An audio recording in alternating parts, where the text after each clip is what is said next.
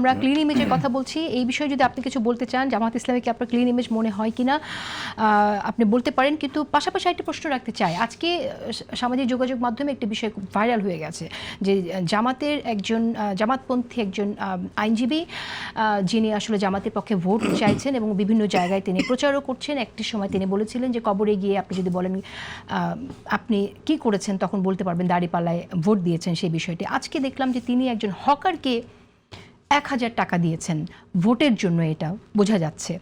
এবং তাকে তার কনভারসেশনেও তিনি সেটাই বুঝিয়েছেন যে জামাত ইসলামকে ভোট দিলে বেহেস্তের জন্য ভালো হবে, সেই কনভারসেশনের জিস যদি আপনি লক্ষ্য করে থাকেন। আমরা তো আসলে মানি অ্যান্ড মাসেলের বিরুদ্ধে অনেক দিন ধরে কথা বলছি এবং আপনাদের কাছ থেকে সেটা প্রত্যাশাও করছি। আপনারা এমন একটা জোটে আছেন, সেই জোট থেকে যদি এরকমভাবে টাকা দেওয়া হয়, এর আগে বিকাশের নাম্বার নেওয়ার কথা আমরা শুনেছি, টাকা দেওয়ার কথা একজন নেতার মুখ থেকে শুনেছিলাম বিকাশে টাকা দিয়ে দেওয়ার কথা। সেই জায়গা থেকে আপনারা কি কোনো প্রতিবাদ করবেন, বা আপনারা এই জোটে আছেন, এই দায়িত্ব তো আপনাদের নিতে হবে? আপনার মন্তব্য শুনি।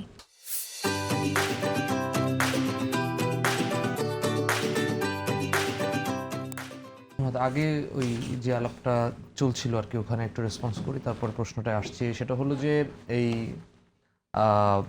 ক্লিন ইমেজের যে আলাপটা, এই আলাপটা হচ্ছে, এটাকে আমি খুব বেশি মানে মারুফ ভাই অলরেডি একটা আর্গুমেন্ট ওখানে দিয়েছে যে মানে দুর্নীতি কিংবা চাঁদাবাজির ক্ষেত্রে একটা সোশ্যাল বা মানুষের মধ্যে এক ধরনের রেসপন্স আছে।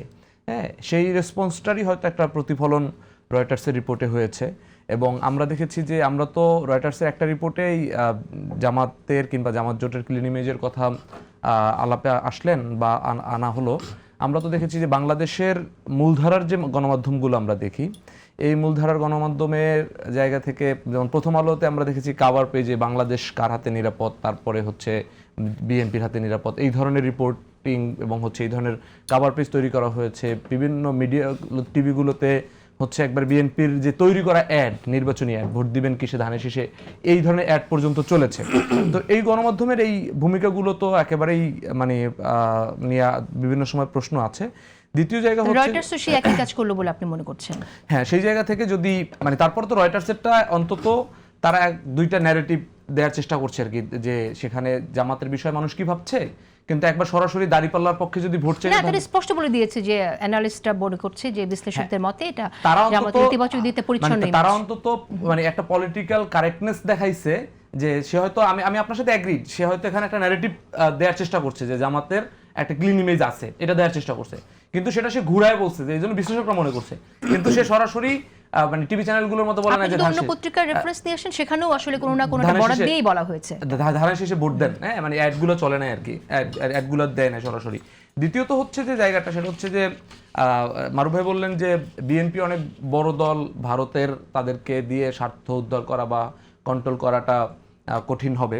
আমি একবারে মানে ট্রুলি আমার যেটা বিশ্বাস, সেটা হচ্ছে যে জিয়াউর রহমানের তৈরি করা বিএনপি এবং বেগম জিয়ার যেই বিএনপি তৈরি হয়েছে, এটাতে আমি নিজে যেমন একবারে, মারুফ ভাই হয়তো কিছুটা জানেন, আমাকে চেনেন, যে আমি কিন্তু 28 অক্টোবর এবং 10 ডিসেম্বরের যে বিএনপির যে ঢাকায় আন্দোলন, আমি নিজে ওখানে উপস্থিত ছিলাম। হ্যাঁ, এবং আমার একজন শিক্ষক, তিনি এখন একটা উপাচার্য, সে অসুস্থ হয়েছে, আমি তাকে নিয়ে গেছি। আমি কিন্তু এই গত 10 বছর কিন্তু বিএনপির প্রোগ্রামগুলোতে ছিলাম।